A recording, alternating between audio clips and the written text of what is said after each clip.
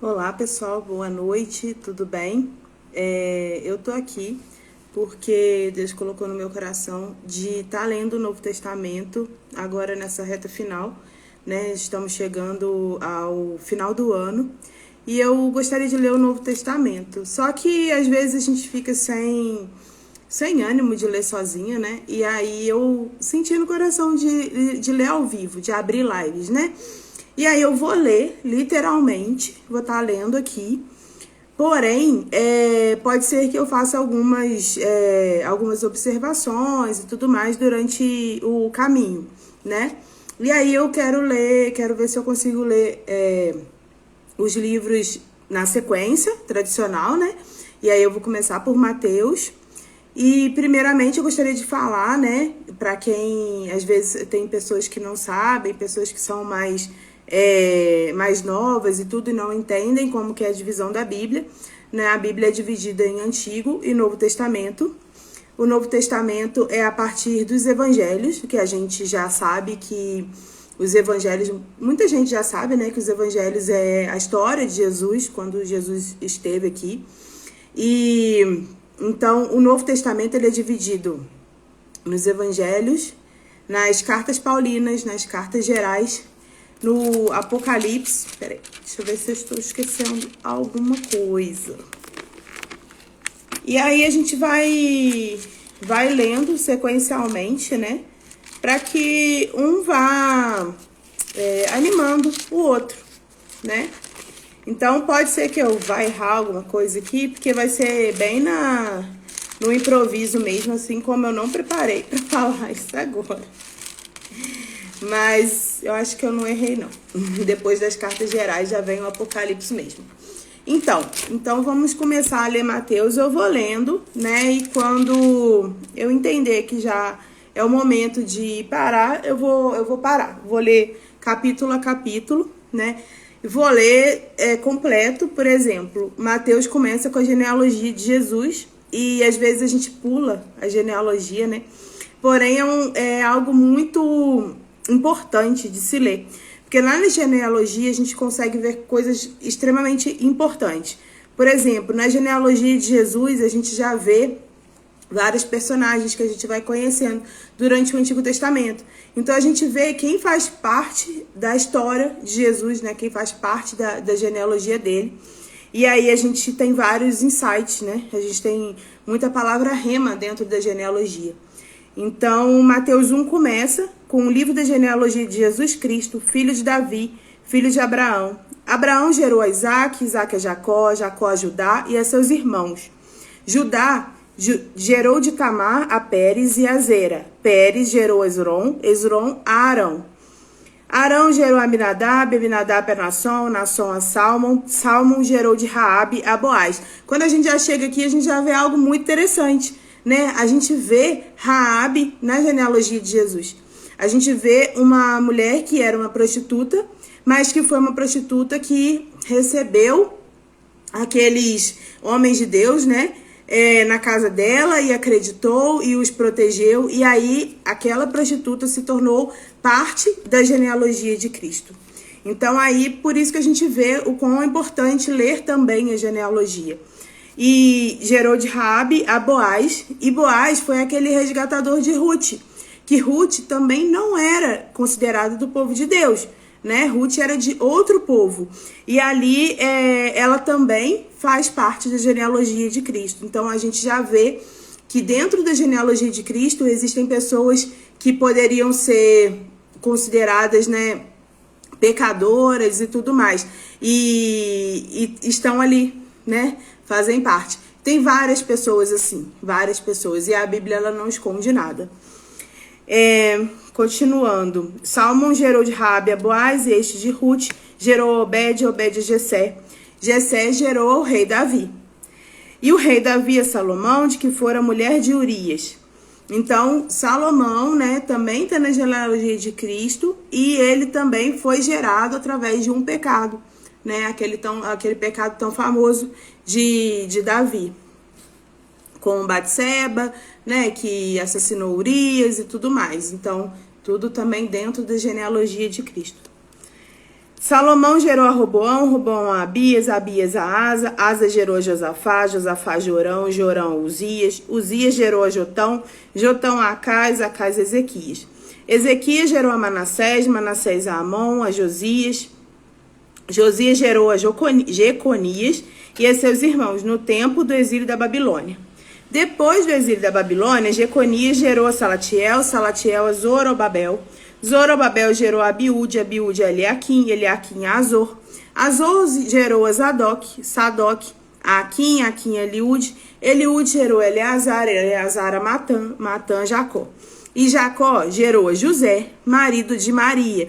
Então entendam que em Mateus, a genealogia de Jesus também, ela vem da parte de José, né? Então, isso também é interessante da gente observar. Toda essa genealogia que nós falamos, ela está ligada a José. Jacó gerou José, marido de Maria, da qual nasceu Jesus, que se chama o Cristo. De sorte que todas as gerações, desde Abraão até Davi, são 14. Desde Davi até o exílio da Babilônia, 14. E desde o exílio da Babilônia até Cristo, 14. Ora, o nascimento de Jesus Cristo foi assim. Estando Maria, sua mãe, desposada com José, sem que tivessem antes coabitado, achou-se grávida pelo Espírito Santo. E a minha cachorrinha chegou e ela quer entrar pela porta. É isso daí, eu tô ao vivo, peraí. Oi, neném. Eu estava aproveitando que ela não estava aqui, mas ela chegou. Então, só explicando para quem está entrando agora, que eu tô lendo o Novo Testamento junto com vocês, tá? Tô lendo literalmente, algumas partes eu pego e faço alguma consideração, mas eu tô lendo literalmente, e aí um vai ajudando o outro também, a gente poder ler o Novo Testamento nessa reta final. Aí ela entrou só pra... e saiu. Ai, meu Deus, tá muito calor. Então, vamos continuar aqui, né? No 19. Mas a gente está em Mateus 1, 19. Mas José, seu esposo, sendo justo e não a querendo infamar, resolveu deixá-la secretamente. Aqui a gente está falando sobre o nascimento de Jesus Cristo. Enquanto ponderava nessas coisas, eis que lhe apareceu em sonho um anjo do Senhor, dizendo: José, filho de Davi, não temas receber Maria, tua mulher, porque o que nela foi gerado é do Espírito Santo.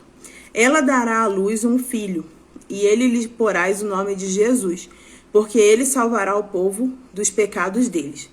Ora, tudo isso aconteceu para que se cumprisse o que fora dito pelo Senhor, por intermédio do profeta. Eis que a virgem conceberá e dará à luz a um filho, e ele lhe será chamado pelo nome de Emanuel, que quer dizer Deus conosco. Despertado José do sono, fez como lhe ordenara o anjo do Senhor e recebeu sua mulher. Contudo, não a conheceu, enquanto ela não deu à luz a um filho, a quem pôs o nome de Jesus. Uma outra questão que eu não falei antes, mas que é interessante que a gente está lendo essa parte agora, é que Mateus ele foi escrito voltado para o público judeu. Então, como a gente pode ver, aqui está falando que foi dito pelo Senhor por intermédio do profeta. Então, durante Obrigada, André. Jéssica, quanto tempo que eu não te vejo, Jéssica, saudade. Tiane também, Tiane tá sempre aí nos eventos plus, né? Então, vamos lá. Mateus, ele foi voltado para o público judeu. Então, durante várias partes da palavra, ela vai estar remetendo a cumprimento, ele vai estar mostrando ali o cumprimento da profecia. Então, é bem importante a gente entender também o público para que foi escrito.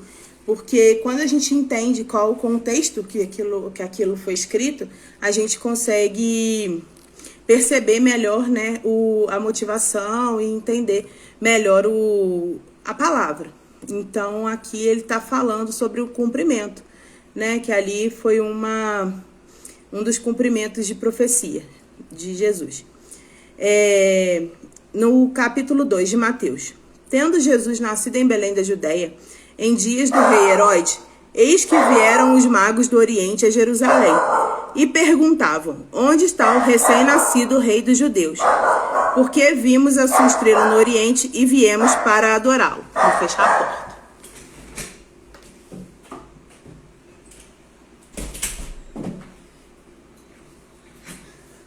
Anda no céu. Tendo ouvido isso, alarmou-se o rei Herodes e com ele toda Jerusalém. Então, convocando todos os principais sacerdotes e escribas do povo, indagava deles onde o Cristo deveria nascer. Em Belém da Judeia, responderam eles, porque assim está escrito por intermédio do profeta. Então, mais uma vez, a gente vê a questão do cumprimento de profecia.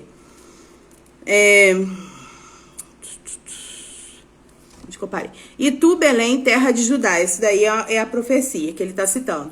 E tu, Belém, terra de Judá, não és de modo algum a menor entre as principais de Judá, porque de ti sairá o guia, que há de apacentar o meu povo Israel. Com isto, Herodes, tendo chamado secretamente os magos, inquiriu deles com precisão quanto ao tempo em que a estrela aparecera. E enviando-os a Belém, disse-lhes: ide informar-vos cuidadosamente a respeito do menino, e quando tiverdes encontrado, avisai-me para eu também ir adorá-lo. Depois de ouvirem o rei, partiram, e eis que a estrela que viram no Oriente os procedia. Então a gente está chegando próximo ao Natal, né? E essa passagem aqui é muito falada até por quem não segue a Bíblia. Então é interessante a gente ver como que a Bíblia fala exatamente sobre essa passagem. Depois de ouvirem o rei, partiram, e eis que a estrela que viram no Oriente os precedia, até que, chegando, parou sobre onde estava o menino. E vendo eles a estrela, alegraram-se com grande e intenso júbilo. Entrando na casa, viram o menino com Maria. Então, a gente também sempre está com aquela imagem, né, do estábulo, aquela imagem que o pessoal faz peça teatral, faz as imagenzinhas, né, esqueci o nome, gente, de Maria, de José ali. E aqui a gente vê que a Bíblia fala entrando na casa. Então, era uma casa. Viram o menino com Maria, sua mãe, prostrando-se e adoraram. E abrindo seus tesouros, entregaram-lhe suas ofertas: ouro, incenso e mirra. Sendo por divina advertência prevenidos em sonho para não voltarem à presença de Herodes, regressaram por outro caminho à sua terra. Tendo eles partido, eis que apareceu um anjo do Senhor a José em sonho, e disse: perceba que o anjo apareceu a Maria uma vez, né? E tá em outro livro. Mas essas coisas assim muito importantes, o anjo falava a José essa questão que para onde que a família iria, né? Essas considerações, elas eram dadas ao homem, ao sacerdote da família, que no caso era José. Tendo eles partido, eis que apareceu um anjo do Senhor a José em sonho e disse: dispõe-te, toma o menino e sua mãe, foge para o Egito e permanece lá até que eu avise, porque Herodes há de procurar o menino para o matar. Dispondo-se ele, tomou de noite o menino e sua mãe e partiu para o Egito. E lá ficou até a morte de Herodes, para que se cumprisse o que fora dito, novamente falando sobre o cumprimento de uma profecia. Quando eu falo que Mateus foi escrito para os judeus, é porque ele estava fazendo uma tese, né, para que os judeus entendessem por que Jesus era realmente o Messias. Então aqui ele está colocando ali como se a gente estivesse fazendo um TCC, né? Que a gente vai citando várias partes, né? Citando de outros livros para poder comprovar. Então aqui ele vai citando exatamente quais são as passagens, né, de cumprimento de profecia. Então, mais uma vez, eu acho que já é a terceira ou quarta vez aqui, só em 2 capítulos que ele fala isso, porque foi dito por intermédio do profeta. Então, dispondo-se ele, tomou de noite o menino e sua mãe partiu para o Egito, e lá ficou até a morte de Herodes, para que se cumprisse o que fora dito pelo Senhor por intermédio do profeta. Do Egito chamei o meu filho. Então, por um tempo, Jesus morou no Egito, para que se cumprisse uma profecia também que já havia sido dada. Vendo-se iludido pelos magos, enfureceu-se Herodes grandemente e mandou matar todos os meninos de Belém e de todos os seus arredores, de 2 anos para baixo, conforme o tempo do qual com precisão se informara dos magos. Então a gente vê que também os locais eram muito distantes e tudo mais. Já tinha 2 anos que Jesus tinha nascido, aproximadamente, né? E aí também a gente consegue lembrar, porque a Bíblia, ela é um ciclo, né? A Bíblia, ela tem várias passagens que elas se entrelaçam. Quem que também passou por isso, né? De ter um rei que também fez com que os meninos que quisessem matar todos os meninos. Foi Moisés, né? Moisés, ele é uma figura de Jesus. Moisés passou por isso, de ser perseguido, dos meninos serem perseguidos e serem mortos, né? O faraó matou vários meninos, porque... não lembro por quê. Mas eu lembro que matou vários meninos. Nossa, me deu um branco agora. Matou vários meninos. E isso vai acontecer, tá, gente? Porque eu simplesmente abri e tô lendo, literalmente, como eu falei no início, justamente para ler a Bíblia junto com vocês. Isso para mim incentivar a leitura e incentivar a leitura de cada um, que pode estar lendo aqui junto comigo. E aí, Moisés passou por isso, né? O faraó quis matar os meninos. E aí, Jesus também passou por isso. Moisés veio para libertar o povo, assim como Jesus, só que não da mesma forma, não era fisicamente, né? A nossa libertação através de Cristo, ela vem espiritualmente. Então, vamos continuar aqui. Mateus 2,17. Então se cumpriu o que fora dito por intermédio do profeta Jeremias, mais uma vez falando sobre o cumprimento de uma promessa. Ouviu-se um clamor em Ramá, pranto, choro e grande lamento. Era Raquel chorando por seus filhos e inconsolável porque não mais existem. Tendo Herodes morrido, eis que um anjo do Senhor apareceu em sonho a José, novamente, a José. Então a Bíblia, ela é muito importante você ler palavra por palavra, porque às vezes uma palavra, se fugir, né, se sair ali se a gente passar direto, a gente vai perder alguma revelação. Então aqui, como eu já falei novamente, esses recados importantes que mexiam com a estrutura da família, elas eram ditas a José. E às vezes a gente entende assim a importância de Maria, óbvio, né? Primeiro por ter aceito essa grande missão, e uma missão tão importante num período em que ela foi humilhada, né? Pode ter sido humilhada por uma situação dela ser virgem e estar grávida. Então, poucas pessoas, quase ninguém deve ter acreditado nisso, só quem realmente entendia. E aí José, ele aceitou essa missão. E a missão ali como sacerdote. Então, a gente também tem que entender a importância de José nessa família, né? E tendo Herodes morrido, eis que o anjo do Senhor apareceu em sonho a José no Egito e disse-lhe: dispõe-te, toma o menino e sua mãe e vai para a terra de Israel. Então eles já saindo do Egito, vai para a terra de Israel, porque já morreram os que atentaram contra a vida do menino. Dispôs ele, tomou o menino e sua mãe e regressou para a terra de Israel. Tendo, porém, ouvido que Arquelau reinava na Judéia, em lugar de seu pai Herodes, temeu ir para lá, e por divina advertência, prevenido em sonho, retirou-se para as regiões da Galileia, e foi habitar numa cidade chamada Nazaré, para que se cumprisse o que fora dito por intermédio dos profetas. Novamente, isso porque a gente só está no capítulo 2, olha quantas vezes que ele já mostrou a questão do cumprimento das profecias aqui. A gente está só no capítulo 2. Então, foi habitar numa cidade chamada Nazaré, para que se cumprisse o que fora dito por intermédio dos profetas. Ele será chamado Nazareno. Então, essa era mais uma profecia. Naqueles dias, apareceu João Batista pregando no deserto da Judéia e dizia, agora a gente está indo para o capítulo 3. Arrependei-vos, porque está próximo o reino dos céus.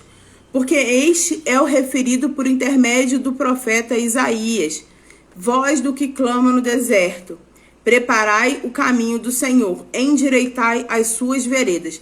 Então, mais uma vez, mais uma profecia se cumprindo, mais uma profecia aqui que Mateus fala, né? A questão de João Batista, que veio preparar o caminho do Senhor. Voz do que clama no deserto, preparai o caminho do Senhor, endireitai as suas veredas. Usava João vestes de pelos de camelos e um cinto de couro. A sua alimentação era gafanhotos e mel silvestre. Então saíam a ter com ele em Jerusalém toda a Judéia e toda a circunvizinhança do Jordão. E eram por eles batizados no rio Jordão, confessando os seus pecados. Vendo ele, porém, que muitos fariseus e saduceus vinham ao batismo, disse-lhes: raça de víboras, quem vos induziu a fugir da ira vindoura? Então, você percebe que João Batista era uma pessoa muito delicada no falar dele. Muito tranquilo ele. Raça de víboras. E era dessa forma. E às vezes hoje a gente está nesse mimimi todo. Ai, o pastor não pode falar isso. Ai, o irmão não me cumprimentou. Em tudo. João Batista, ele batizava as pessoas e ele já chegava a raça de víboras. Né? E a gente nesse mimimi todo hoje em dia. Produzir, pois, frutos dignos de arrependimento. Então, isso também é extremamente importante. A gente entender que Jesus pede, né? Que a palavra de Deus pede frutos dignos de arrependimento. O que é o fruto? É aquilo que é visível, né, do seu arrependimento. Então não adianta falar que você se arrependeu de algum pecado e aquilo não transparecer, as pessoas não perceberem que você é uma nova pessoa, né? Então isso significa também o nosso testemunho, o testemunho que a gente tem que dar. Produzir, pois, frutos dignos de arrependimento. Não comeceis a dizer entre vós mesmos: temos por pai a Abraão. Porque eu vos afirmo que destas pedras Deus pode suscitar filhos a Abraão. Já está posto o machado à raiz das árvores. Toda árvore, pois, que não produz bom fruto, é cortada e lançada ao fogo. Eu vos batizo com água para arrependimento, mas aquele que vem depois de mim... Então, João Batista, cumprindo a profecia, ele estava vindo antes para anunciar Jesus. Aquele que vem antes de mim... Aquele que vem depois de mim é mais poderoso do que eu, cujas sandálias não sou digno de levar. E ele vos batizará com o Espírito Santo e com fogo. A sua pá ele tem à mão e limpará completamente a sua eira, recolherá o seu trigo no celeiro, mas queimará a palha em fogo inextinguível. Por esse tempo, dirigiu-se Jesus da Galiléia para o Jordão, a fim que João batizasse. Então, João ele veio como profecia, né, para preparar o caminho de Jesus. E aí Jesus ele foi até João para ser batizado por João. E a Bíblia fala coisas muito interessantes sobre João, de quão grande ele era, né? A gente vai ler isso mais para frente. Ele, porém, o dissuadia, dizendo: eu é que preciso ser batizado por ti e tu vens a mim? Então João já sabia, né? João era primo de Jesus também. É interessante isso daí, a gente vai ler em outro livro que João era primo de Jesus. Então ele já sabia qual que era a missão. Quando Isabel chegou para encontrar com Maria, né? Quando Maria chegou para encontrar com Isabel, a mãe de João Batista, João pulou no ventre de Isabel, né? Então João era um feto ali, era uma criança sendo formada, e ele sentiu o Espírito Santo, ele sentiu, né, quem que estava vindo ali conversar com ele. Então você imagina essa cena, você imagina a felicidade de Isabel. Então eram dois primos ali que tinham uma missão muito grande, um preparar o caminho para o outro. Mas Jesus lhe respondeu: deixa por enquanto, porque assim nos convém cumprir toda a justiça. Então ele o admitiu. Batizado Jesus, saiu logo da água, e eis que se lhe abriram os céus, e viu o Espírito de Deus descendo como pomba vindo sobre ele. E eis uma voz do céu que dizia: este é o meu filho amado, em quem me comprazo. Então nessa passagem a gente pode ver os três, né? A gente pode ver a Trindade. A gente pode ver Jesus aqui em pessoa, Jesus fisicamente vindo se batizar, a pomba, que é o Espírito Santo, é o símbolo do Espírito Santo, e o Deus Pai, que falou, né? Este é o meu filho amado, em quem me comprazo, em quem tenho prazer. E agora a gente vai para o capítulo 4. A tentação de Jesus, né? Quando Jesus foi para o deserto para ser tentado. A seguir, foi Jesus levado pelo Espírito ao deserto para ser tentado pelo diabo. E depois de jejuar 40 dias e 40 noites, teve fome. Então, o tentador, aproximando-se, lhe disse: se és filho de Deus, manda que essas pedras se transformem em pães. Então o tentador... Mentira. Versículo 4. Jesus, porém, disse: está escrito, não só de pão viverá o homem, mas de toda a palavra que procede da boca de Deus. Então o diabo levou a cidade santa, colocou-o sob o pináculo do templo e lhe disse: se és o filho de Deus, atira-te abaixo, porque está escrito, aos seus anjos ordenará a teu respeito que te guardem. Eles te susterão nas suas mãos para não tropeçarem em alguma pedra. Respondeu-lhe Jesus: também está escrito, não tentarás o Senhor teu Deus. Aqui a gente vê, né, Jesus e o diabo duelando através da palavra, né? Porque a palavra ela tem todas as respostas. Então o diabo também sabe a palavra, né? Até tem gente que fala que até o diabo é crente, né? Porque o diabo conhece a palavra, ele tá aí por milênios e ele sabe. Ele só não pratica, né? Ele só que ele tá contra a palavra, mas ele sabe. E aqui ele sabia, Jesus estava duelando com ele aqui através da palavra. Levou ainda o diabo a um monte muito alto, mostrou-se todos os reinos do mundo e a glória deles, e lhe disse... Peraí que eu perdi aqui. Também... Vou voltar no versículo 7. Respondeu-lhe Jesus: também está escrito, não tentarás o Senhor teu Deus. Levou ainda o diabo a um monte muito alto, mostrou-se todos os reinos do mundo e a glória deles. E lhe disse: tudo isso te darei se prostrado me adorares. Então Jesus lhe ordenou: retira-te, Satanás, porque está escrito, ao Senhor teu Deus adorarás e só a ele darás culto.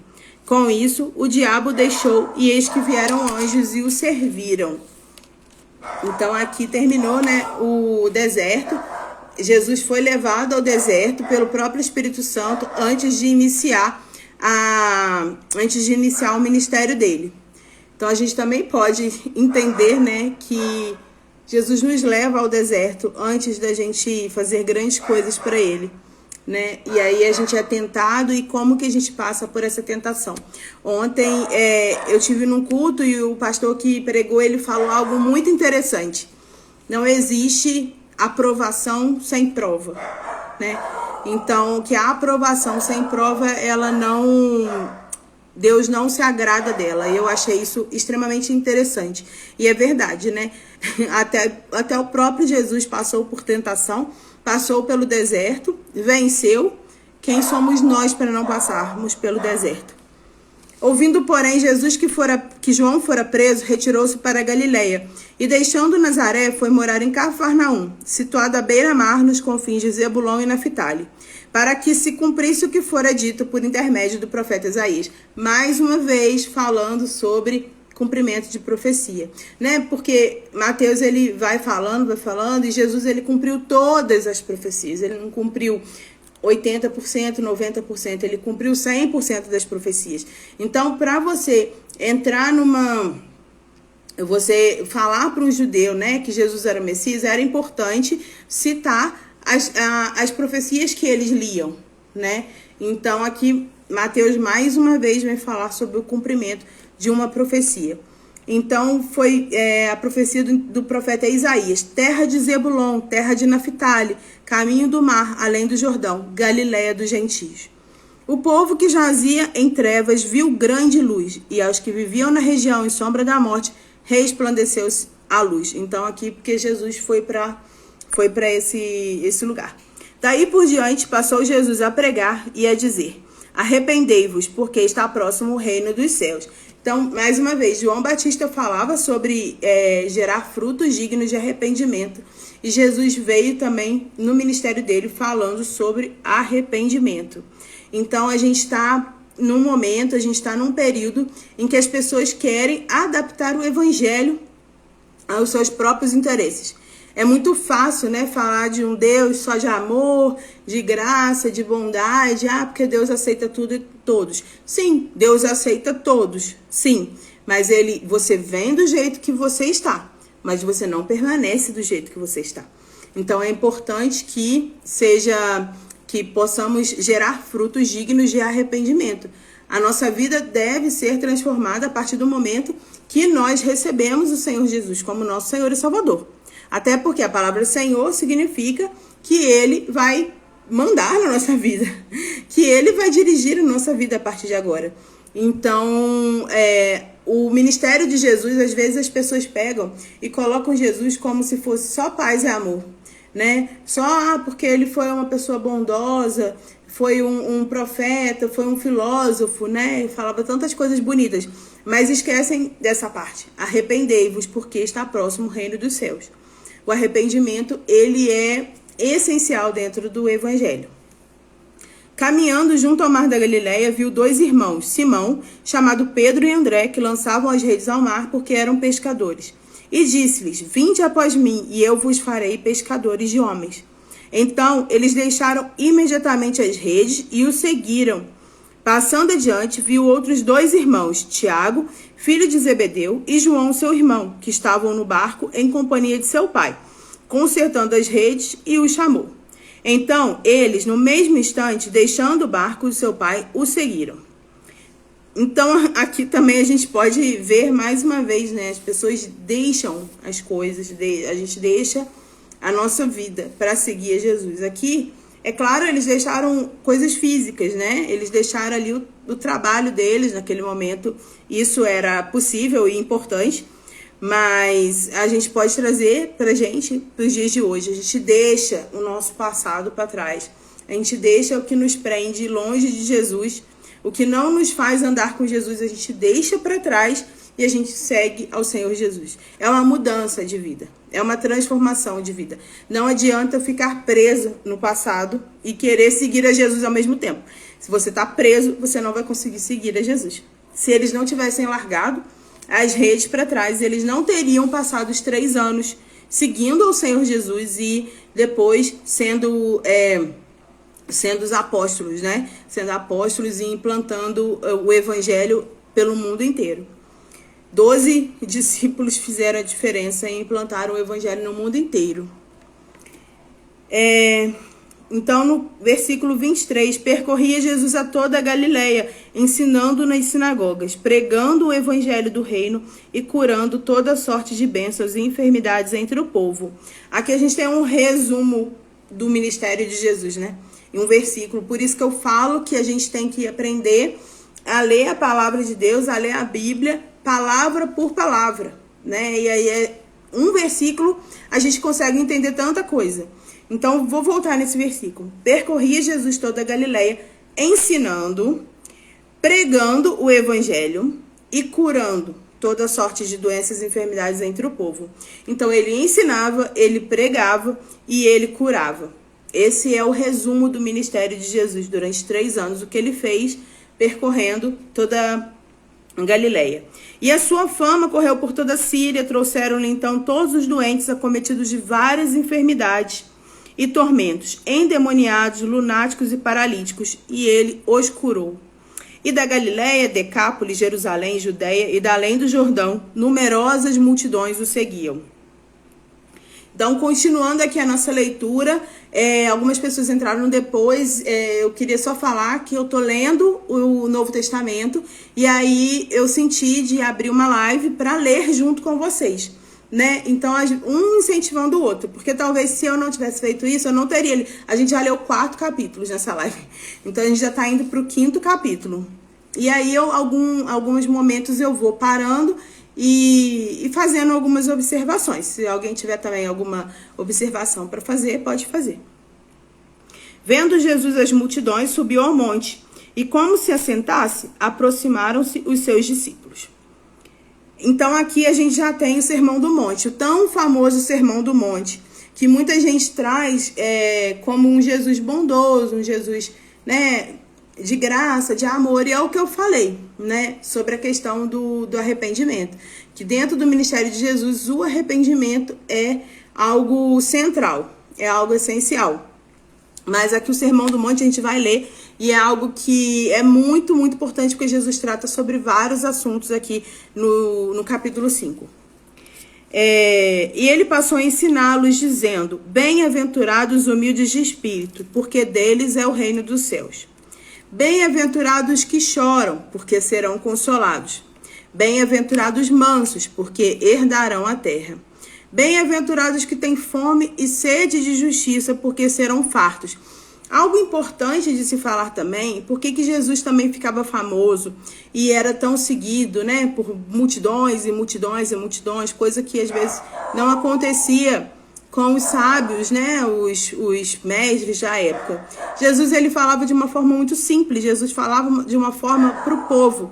E ele falava também, em outros momentos, fala em parábolas e tudo mais. Então, era uma forma, às vezes, muito mais simples do que nas sinagogas. Então, Jesus, além da questão da cura também, dos milagres, né, que isso atrai também as multidões, Jesus pregava e ensinava de uma forma muito simples e muito prática.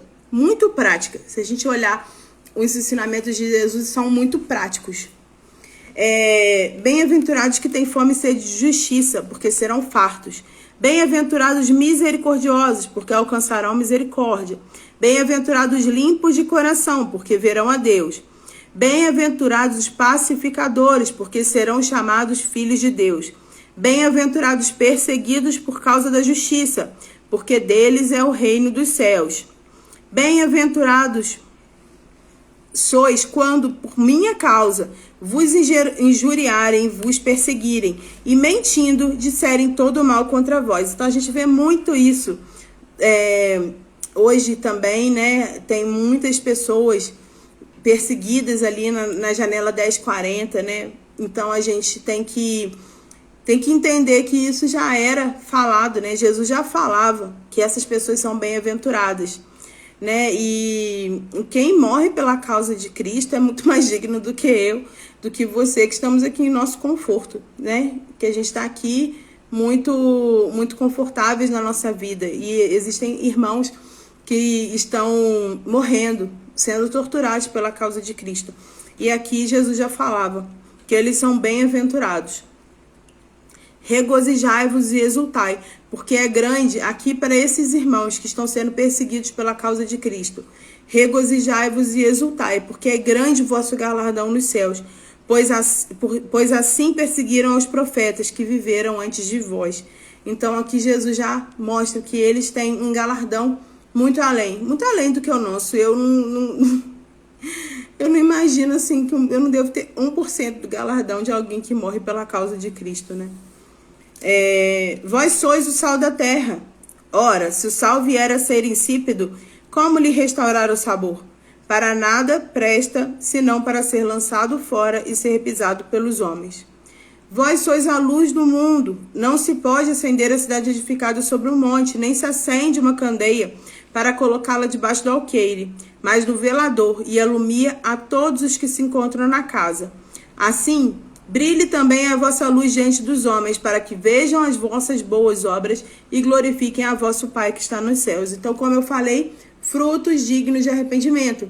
Lá, como João Batista falou, esse é o brilho que a gente vai mostrar. Esse é o testemunho que a gente vai dar. Essa é a luz que a gente vai brilhar diante dos homens. E aí, Jesus continua. Isso tudo está dentro do Sermão do Monte, tá, gente? Não penseis que vim revogar a lei ou os profetas. Não vim para revogar. Vim para cumprir, porque em verdade vos digo, até que o céu e a terra passem, nenhum i ou um tio jamais passará da lei, até que tudo se cumpra. E nós temos visto se cumprindo. Aquele, pois, que violar um destes mandamentos, posto que dos menores, e assim ensinar aos homens, será considerado mínimo no reino dos céus. Aquele, porém, que os observar e ensinar, esse será considerado grande no reino dos céus. Porque vos digo que se a vossa justiça não exceder em muito a dos escribas e fariseus, jamais entrarei no reino dos céus. Ouviste o que foi dito aos antigos: não matarás, e quem matar estará sujeito a julgamento.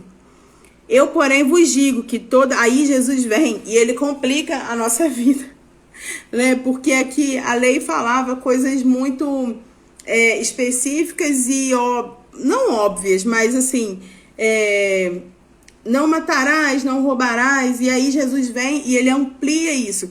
Então, o Jesus da graça e do amor, na verdade, ele dificulta a nossa vida. O pecado, ele vai além de coisas físicas.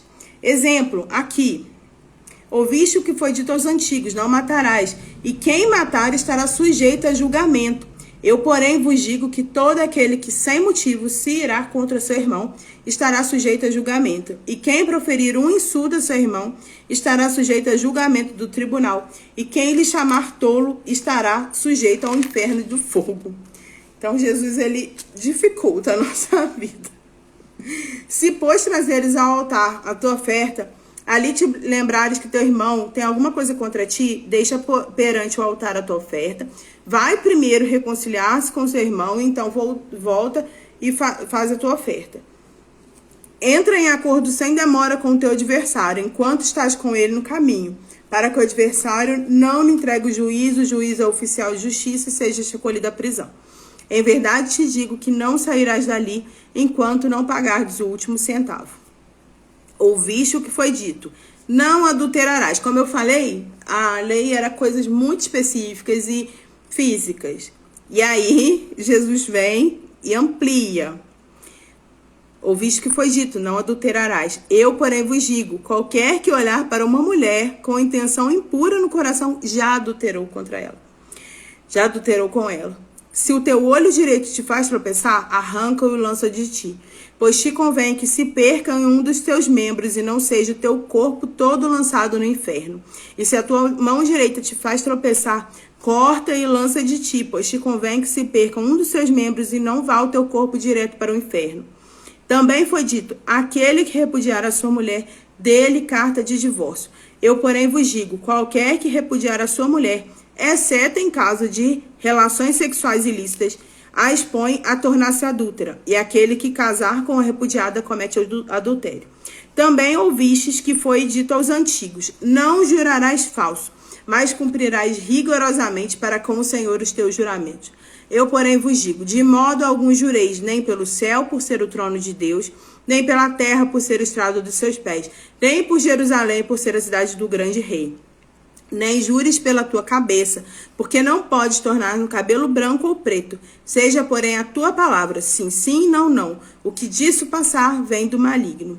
Ouviste o que foi dito, olho por olho, dente por dente. Isso também era uma lei que já existia na época, não só na lei de Moisés, mas ali Esqueci.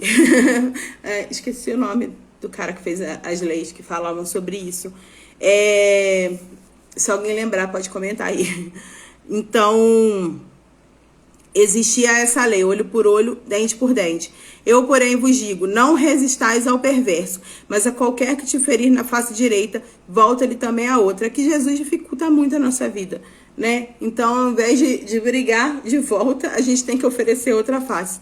E ao que demandar contigo a tirar-te a túnica, deixa-lhe também a capa. Se alguém te obrigar a andar 1 milha, vai com ele 2. Dá a quem te pede, não voltes as costas a quem deseja que lhe emprestes.